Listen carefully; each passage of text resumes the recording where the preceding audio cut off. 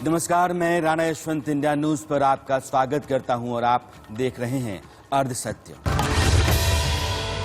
आज से 500 साल पहले एक आदमी पुर्तगाल से भारत की खोज के लिए निकला था। पुर्तगाल यूरोप का देश है। वहां से वो 4 जहाज और 170 नाविकों को लेकर चला। समुद्र के रास्ते चलते चलते वो पूरा अफ्रीका महादेश पार कर गया और नीचे दक्षिण अफ्रीका के तटीय केप ऑफ गुड होप पहुंचा। हजारों मील का फासला तय कर अफ्रीका के तट पर पहुंचने वाला वो पहला यूरोपीय नागरिक था। लेकिन उसको पहुंचना भारत था, यानी मीलों का सफर भी बाकी था और रास्ता पता नहीं था। उसकी किस्मत देखिए कि केन्या के तट के पास मालंदी में उसे एक गुजराती मुसलमान मिल गया। कारोबारी था। उसको हिंदुस्तान आना था क्योंकि वो उसका देश था। हिंद महासागर का रास्ता उसको पता भी था। उसके साथ साथ वो पुर्तगाली भारत में केरल के तट कालीकट पहुंच गया। हमारे इतिहास की किताबों में लिखा यही गया है कि उस पुर्तगाली ने भारत की खोज की। वह देश जिसका इतिहास उस समय भी हजारों हजार साल पुराना था, उसको उस पुर्तगाली ने खोजा। जानते हैं उसका नाम क्या था? Vasco D gamma. इतिहास लिखने की कौन सी समझ रही होगी जो अपनी ही गौरवशाली परंपरा और संपन्न संस्कृति को कमतर आंकने की बीमारी से ग्रस्त रही।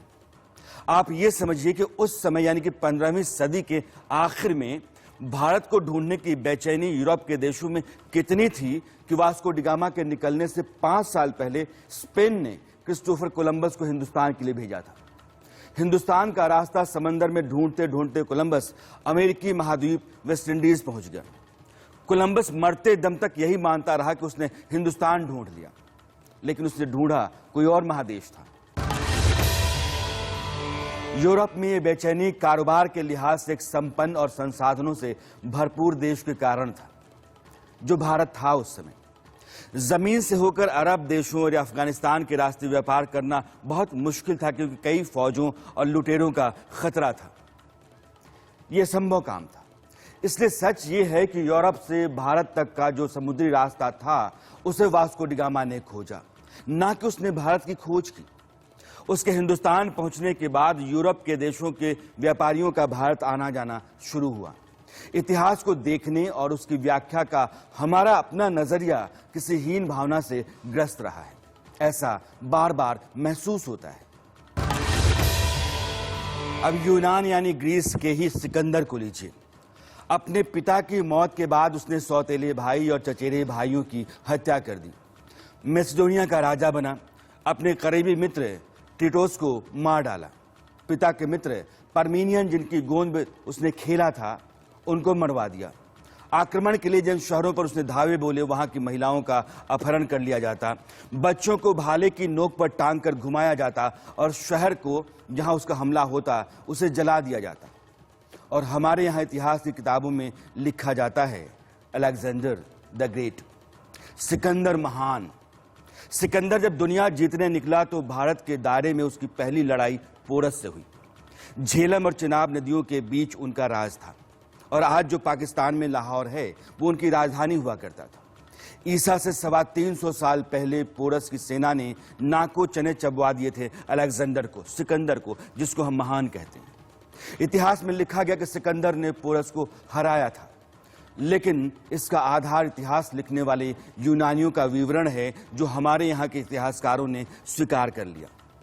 जो राजा हारे हुए राजा की हत्या करवा देता था, उसने पोरस से हाथ कैसे मिला लिया?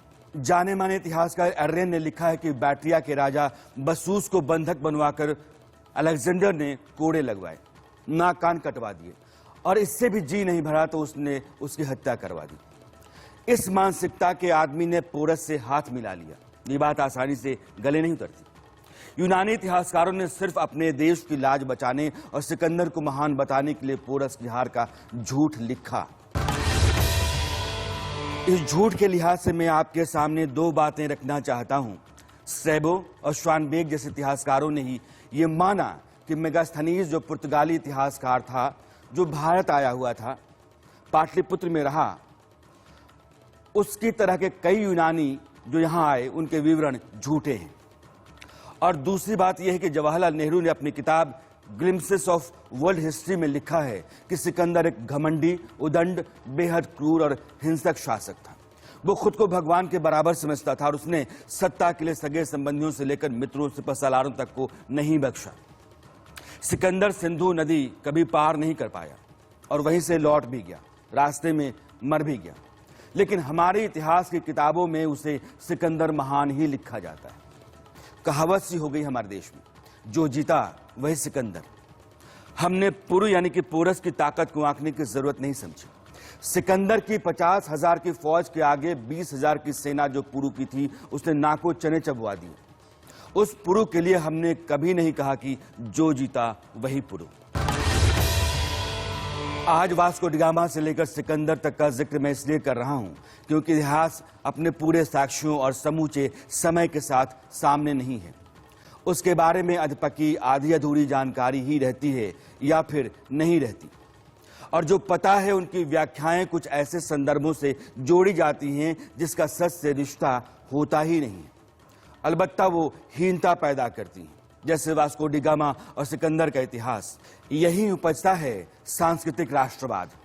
हालांकि सिर्फ राष्ट्रवाद कहने भर से ही अपना पूरा अर्थ ले लेता है, लेकिन मैं सांस्कृतिक राष्ट्रवाद के जरिए ही आगे बढ़ना चाहूंगा क्योंकि इसमें कुछ एलिमेंट शुद्ध सांस्कृतिक ही आएंगे। प्रधानमंत्री नरेंद्र मोदी ने 2 दिन पहले केदारधाम में एक भाषण दिया। वो भाषण राजनीति और सत्ता की कई आवश्यकताओं को लिए हुए जरूर था, लेकिन उसका मूल स्वर देश की चेतना को सांस्कृतिक राष्ट्रवाद से जोड़ना था। प्रधानमंत्री इस बात का संकेत दे रहे थे कि महान उपलब्धियों और गौरवशाली सनातन संस्कृति की आत्मा धर्म है। वो धर्म जो समूचे संसार को अपनाता है, वो धर्म जो विज्ञान की पहली सीढ़ी प्रश्न का रास्ता खोलता है। बालक नचिकेता यम के दरबार में जाकर के यम की आंख में आंख मिलाकर के पूछ देता है, यम को पूछ देता है, व्हाट इज डेथ? मृत्यु क्या है बताओ? प्रश्न पूछना, ज्ञान अर्जित करना, अथा तो धर्म जिज्ञासा। हमारी इस विरासत को हमारे मठ हजारों सालों से जीवित रखे हुए हैं, उसे समृद्ध कर रहे हैं। संस्कृत हो, संस्कृत भाषा में वैदिक गणित जैसे विज्ञान हो, इस मठों ने, हमारे शंकराचार्य की इस परंपरा ने इन सब का संरक्षण कर पीढ़ी दर पीढ़ी मार्ग दिखाने का काम किया है। प्रधानमंत्री का यह भाषण एक तरह से सांस्कृतिक राष्ट्रवाद की भूमिका था। केदारधाम में समाधि लेने वाले आदि गुरु शंकराचार्य का उल्लेख करते हुए वो ये बता रहे थे कि दक्षिण से उत्तर और पूर्व से पश्चिम जो भारत का विशाल भूखंड है, उसमें धर्म और तीर्थ पर लोगों का आना जाना, आपसी संवाद, बहुलता और विशालता तीनों का बोध कराता है। और यहीं से राष्ट्र को जानने और उस पर गर्व करने की शुरुआत होती है। हमारे यहां सदियों से 4 धाम यात्रा का महत्व रहा है। 12 ज्योतिर्लिंग के दर्शन की, शक्तिपीठों के दर्शन की, अष्टविनायक जी के दर्शन की, ये सारी यात्रा की परंपरा, ये तीर्थाटन हमारे यहां जीवन काल का हिस्सा माना गया है। ये तीर्थाटन हमारे लिए सिर्फ सैर सपाटा पर्यटन भर नहीं है, ये भारत को जोड़ने वाली, भारत का साक्षात कराने वाली एक जीवंत परंपरा है। राष्ट्रीय एकता की ताकत को बढ़ाने वाला एक भारत श्रेष्ठ भारत का भव्य दर्शन सहज जीवन व्यवस्था का हिस्सा था। ये सच है कि दुनिया के इतिहास में कहीं भी ऐसी विपुल, विशाल, स्पंदित और सतत चलने वाली संस्कृति नहीं मिलती। हमने स्वयं को ढूंढने, दुनिया के सामने रखने और अपनी महानता को बतलाने का पराक्रम किया ही नहीं। मुगलों और अंग्रेजों के हमलों और शासन के दौरान लिखे गए विवरण को आमतौर पर इतिहास का आधार बनाया। भारत में अंग्रेजी शिक्षा चलाने वाले मैकॉले स्कूल के जो बुद्धिजीवी हमारे यहाँ हैं, इतिहासकार जो हुए, उन्होंने माना कि आर्य बाहर से आए। कहाँ से आए, इसका कोई जवाब नहीं है। कोई कहता है सेंट्रल एशिया, कोई मंगोलिया, कोई कॉकेशस, कोई स्कैंडिनेविया, बहुत सारे इलाके, बहुत सारा विवरण है, लेकिन आर्य बाहर से आए। एक बहुत बड़े जर्मन विद्वान हुए, उनका नाम है मैक्स मुलर। उन्होंने एक थ्योरी दी, आर्यन इन्वेजन, यानी कि आर्य हमला करके, आक्रमण करके भारत आए। मैक्स मुलर कहते हैं कि आर्य घुमंतु और कबीलाई थे। उन्होंने यहां हमला किया और द्रविड़ों को गुलाम बनाया। मगर इस बात पर एक अजीब सी चुप्पी है कि जिन आर्यों के पास वेद थे, अपनी संपन्न भाषा थी, रथ थे, एक सभ्य संस्कृति थी, विकसित समाज था, तो फिर वो खाना बदोश कैसे थे? मैक्स मूलर की इन्वेजन ऑफ आर्यन वाली थ्योरी को चुनौती तब मिली जब 1921 में एक बड़ी खोज हुई। पता चला कि ईसा से 2500 साल पुरानी भारत में सिंधु नदी के किनारे किनारे एक बहुत बड़ी सभ्यता थी और वो आर्यों के आने से पहले थी। फिर सवाल उठा कि अगर भारत में ये लोग आर्यों की संतानें थीं, तो जो उससे पहले की सभ्यता थी वो लोग कौन थे? सिंधु घाटी सभ्यता बहुत ही विकसित थी। उसके पास टाउन प्लानिंग थी, स्विमिंग पूल थे, और तब था यह सब कुछ जब ग्रीक और रोमन सभ्यताओं का कहीं नामो निशान था ही नहीं। फिर एक नई थ्योरी गढ़ी गई कि सिंधु घाटी सभ्यता के लोग द्रविड़ थे, आर्य तो बाद में और बाहर से आए। यानी कि आर्यों को अलग और द्रविड़ों को अलग, दो जातियां यहां मानी गई। अब इस पूरे मामले की सच्चाई आपको मैं बताता हूं वैज्ञानिक तरीके से। फिनलैंड में तार्तु यूनिवर्सिटी है, उसमें कैम्ब्रिज यूनिवर्सिटी के प्रोफेसर डॉक्टर कोविसिल्ड की अगुवाई में भारतीयों के क्रोमोसोम्स और डीएनए पर एक बड़ी रिसर्च हुई। रिसर्चर थे ज्ञानेश्वर चौबे। इसमें यह पाया गया कि भारत के लोग, चाहे वो दक्षिण के हों या उत्तर के हों या पूर्व के हों या पश्चिम के, क्रोमोसोम्स के आधार पर एक ही पूर्वज की संतान है, जिनको आर्य कहा जाता है और उन्हें ही द्रविड़ कहा जाता है। यानी कि दोनों के बीच कोई अंतर है ही नहीं। जो थियरी पहले की थी कि आर्य बाहर से आए, द्रविड़ यहां थे, आर्यों ने हमला किया, द्रविड़ों को गुलाम बनाया, इसको यह काटता है, यह गलत साबित करता है यह रिसर्च। सबसे बड़ी बात जो है उसको अब सुनिए। जेनेटिकल क्रोमोसोम्स और डीएनए की सीक्वेंसिंग भारत के लोगों की है, वह दुनिया में किसी और हिस्से में पाई ही नहीं जाती। और जब हम भारत की बात कर रहे हैं तो इसमें भारत, पाकिस्तान, बांग्लादेश, नेपाल और श्रीलंका भी शामिल हैं। यानी कि इन तमाम देशों के 13,000 सैंपल लेकर के यह रिसर्च किया गया था और परिणाम ये था कि इस पूरे इलाके में जो भारतीय उपमहाद्वीप है, इसमें 99% आबादी एक ही मूल की है, एक ही पूर्वज की है। यानी कि आर्य, द्रविड़, बाहर से आना, हमला करना, ये सब फरेब है।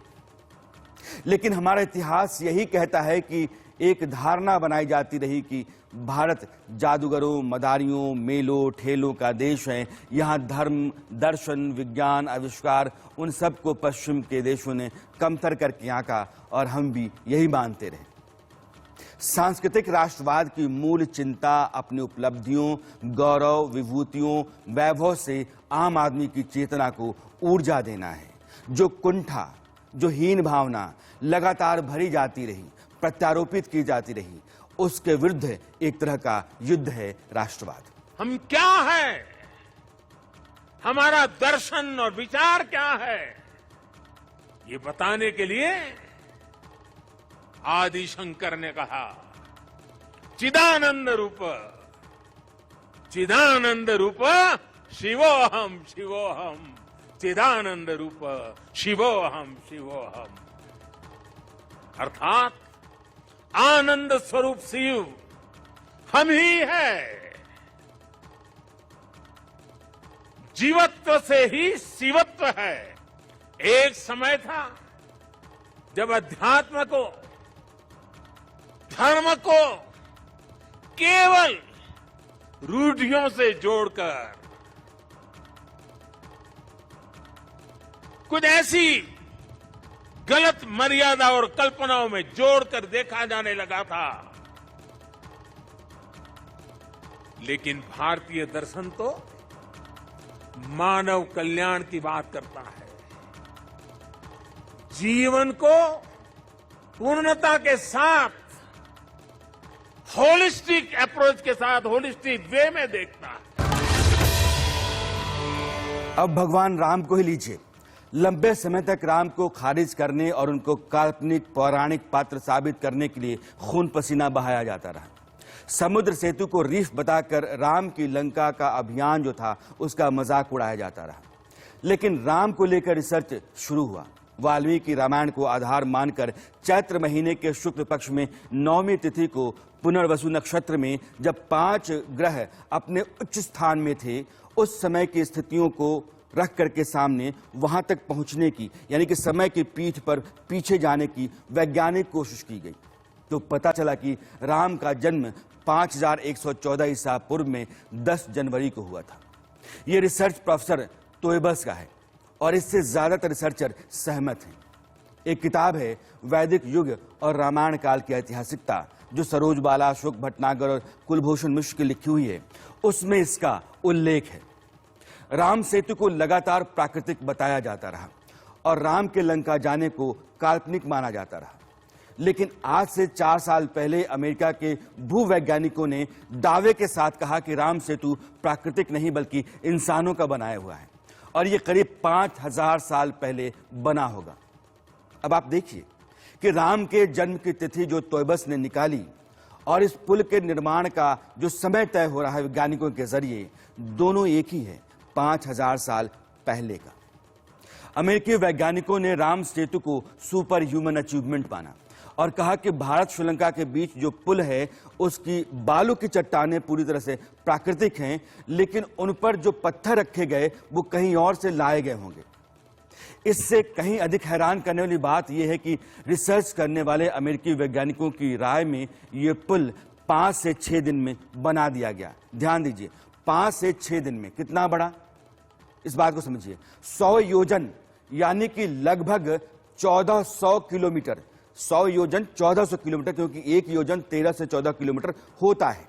इतना लंबा पुल इतने कम समय में बना दिया गया।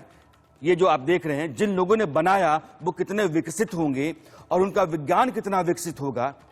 राम पर शोध करते करते अब जाकर वो पौराणिक से ऐतिहासिक हुए हैं। ये सारी बातें सामने आने लगी हैं प्रमाण के तौर पर, यानी कि उनके होने के साक्ष्य जो सबूत हैं। जो व्यक्ति इतनी महान सभ्यता का महान राजा, महान योद्धा, महान भाई, महान पुत्र, महान पति, उस महानायक को स्थापित करने में इतनी मेहनत लगी, इतना समय लगा और उन पर गर्व करने से देश की यश कीर्ति को बड़ा आसमान मिलता है। ये बात मोदी समझते हैं। हमारी संस्कृति के, हमारी इस विरासत को, आस्था के केंद्रों को इसी गौरव भाव से देखा जा रहा है जैसा देखा जाना चाहिए था। आज अयोध्या में भगवान श्री राम का भव्य मंदिर पूरे गौरव के साथ बन रहा है। अयोध्या को उसका गौरव सदियों के बाद वापस मिल रहा है। भगवान राम से जुड़े जितने भी तीर्थ स्थान हैं, उनको भी जोड़ करके एक पूरा सर्किट बनाने का काम भी आज चल रहा है। राम की तरह ही कृष्ण को भी इतिहास नहीं आख्यान माना जाता था। जिसके साक्ष्य, सबूत, अवशेष हैं वो इतिहास है और जो कथाओं, परंपराओं, गल्प में पीढ़ी दर पीढ़ी चलता रहता है बिना प्रमाण के, वह आख्यान है। 1917 में जट आश्रम नारायण मंदिर में खुदाई के दौरान एक शिलापट्ट मिला जो 2000 साल पुराना था और इस पर वासुदेव कृष्ण अपने सिर पर उनको लेकर कृष्ण को टोकरी में रखकर यमुना पार करते हुए दिखाई देते हैं। ये शिलापट्ट भी श्री कृष्ण को लेकर पहला पुरातात्विक प्रमाण था। 1947 में कंस किला से जो शिलापट्ट मिले उनमें कलिया नाग दमन की लीला दिखाई गई है। ये शिलापट्ट 1600 साल पुराना है। कृष्ण की खोज में एक बड़ा मोड़ तब आया जब गुजरात के समुद्र तट के पास एक बड़े शहर का अवशेष इंडियन इंस्टीट्यूट ऑफ ओशनोलॉजी को मिला। इस शहर में चारों तरफ से कई लंबी दीवारें थीं और कई दरवाजे भी। ये शहर बिल्कुल वैसा ही है जैसा कृष्ण के द्वारका के होने और पानी में डूबने की बात कई ग्रंथों में लिखी गई। द हिंदू की एक रिपोर्ट कहती है कि 1963 में द्वारका नगरी में खुदाई का काम डेक्कन कॉलेज ने डिपार्टमेंट ऑफ आर्कियोलॉजी और गुजरात सरकार के साथ मिलकर किया था। इस दौरान करीब 3000 साल पुराने बर्तन भी मिले थे। द्वारका के विवरण और समुद्र में मिले शहर की स्थितियां एक सी हैं। ये भी कृष्ण के होने का एक बड़ा सबूत है। जहां तक कृष्ण का काल निर्णय है, भागवत महापुराण के 12वें स्कंद के दूसरे अध्याय में कहा गया है कि कलयुग का आरंभ ईसा से 3102 वर्ष पहले 20 जनवरी 2:27 पर हुआ था। पुराणों में इस बात का उल्लेख है कि कृष्ण का स्वर्गवास जब हुआ तभी कलयुग आया, यानी कि कृष्ण का समय ईसा से 3100 साल पहले का है। महान गणितज्ञ आर्यभट्ट ने महाभारत के युद्ध का समय 3135 ईसा पूर्व माना है और इस युद्ध के 35 साल बाद श्री कृष्ण ने देह त्याग किया था। अब आप देखिए कि आर्यभट्ट के समय की जो गणना है, पुराणों में कृष्ण के स्वर्गवास का जो काल है और द्वारका में मिले अवशेषों का जो समय निर्धारण है कार्बन डेटिंग के जरिए, वो सब कृष्ण का एक ही वक्त बताते हैं, ईसा से 3100 साल पहले। क्या ये इतिहास नहीं है? क्या ये सच नहीं है? है। मैंने कहा ना, जब आप अपने इतिहास और अपनी ही उपलब्धियों पर शोध कर उनका सत्य जानने की कोशिश नहीं करते हैं और विदेशियों के लिखे कहे के आधार पर अपना आकलन करते हैं, तो आप खुद के विरुद्ध एक बड़ी साजिश का जाने अनजाने हिस्सा हो जाते हैं। अब आप देखिए कि दुनिया का सबसे पुराना विश्वविद्यालय नालंदा भारत में था, जहां चीन, यूनान, अरब, लंका, नेपाल, तिब्बत जैसे देशों के छात्र पढ़ने आते थे। विक्रमशिला विश्वविद्यालय भी भारत में ही था। दुनिया की सबसे पुरानी भाषा संस्कृत भारत की है। पहला व्याकरण ग्रंथ पाणिनि का अष्टाध्यायी भारत में रचा गया। दुनिया के सभी भाषाओं के विकास में पाणिनि के इस अष्टाध्यायी ग्रंथ का बड़ा योगदान है। पहला धार्मिक ग्रंथ ऋग्वेद यहीं पर रचा गया। उस ऋग्वेद में धर्म, न्याय, मानव जीवन, खगोल, भूगोल और विज्ञान से जुड़े सैकड़ों सूत्र और ऋचाएं हैं। संसार के सभी धर्मों ने ऋग्वेद से सूत्र लिए। उसकी लिखित पांडुलिपि ईसा से 1800 साल पहले की है, जो यूनेस्को की 158 पांडुलिपियों में शामिल है। योग जिसे आज सारी दुनिया अपनाए हुए है, 21 जून को योग दिवस मनाया जाता है, उसको भारत ने संसार को दिया। महर्षि पतंजलि का योग दर्शन मानव जीवन के लिए संजीवनी है। दुनिया में जब मेडिसिन की बात होती है तो मेडिकल साइंस की शुरुआत करने वालों में आयुर्वेद के आचार्य महर्षि चरक की गिनती होती है। पहले डॉक्टर माने जाते हैं। चरक, धन्वंतरी, च्यवन को आयुर्वेद का गौरव देने का श्रेय जाता है। ये सब भारत के महर्षि थे। ये धरती कपिल, कणाद, गौतम, जैमिनी, व्यास, बृहस्पति, शंकराचार्य जैसे महान दार्शनिकों और संतों की धरती रही है। ऐसी कितनी ही महान आत्माएं, महान विभूतियां इस धरती पर आकर यहां प्रकट हुई, जिन्होंने समय की सीमाओं का उल्लंघन कर छोटे से कालखंड में कई कई युगों को गढ़ दिया। ये भारत इन महान विभूतियों की प्रेरणाओं पर चलता है। हम क्या हैं ये जानने के लिए हमें हमारा अतीत जानना जरूरी है। हमारी उपलब्धियों, उसके प्रतीकों के बारे में नई पीढ़ी को बताना जरूरी है। दुनिया के सबसे पुरातन और महान संस्कृति पर लगातार शोध करते रहना और दुनिया में उसको स्थापित करते जाना भी उतना ही जरूरी है। राज यानी सत्ता और देश यानी कि सीमा, जो सीमा में बंद भूखंड है, उससे कहीं बड़ा होता है राष्ट्र। ये एक चेतना है और उसका अपना स्वाभिमान होता है। प्रधानमंत्री नरेंद्र मोदी का जो केदार धाम से भाषण था वो राष्ट्रवाद की चेतना को स्पंदित करता है। वो यह बताता है कि आने वाले समय में गुजरे हुए समय को जानने समझने, उसका जो विराट स्वरूप है उसको दुनिया के सामने रखने और आने वाले समय में उतनी ही बड़ी उपलब्धियों को हासिल करते जाने का यह समय है। राष्ट्र जब जागृत होता है, उसकी चेतना जब स्पंदित होती है, उसको अपने भीतर उस राष्ट्रवाद का एहसास होता है जिसके ऊपर वो लगातार गर्व कर सकता है या गर्व करने के कारण पैदा कर सकता है, तब देश महान होता है, राष्ट्र महानतम हो जाता है। वह इतिहास लिखता है, समय की पीठ पर वो हमेशा के लिए दर्ज होता है। दुनिया उस देश पर, उस राष्ट्र पर गर्व करती है। मोदी का केदार खंड से जो संदेश था उसका मूल स्वर यही था। हर सत्य में आज इतना ही। अगले हफ्ते मेरी मुलाकात आपसे फिर होगी। सवाल कोई नया होगा, मुद्दा कोई दूसरा होगा। तब तक के लिए नमस्कार।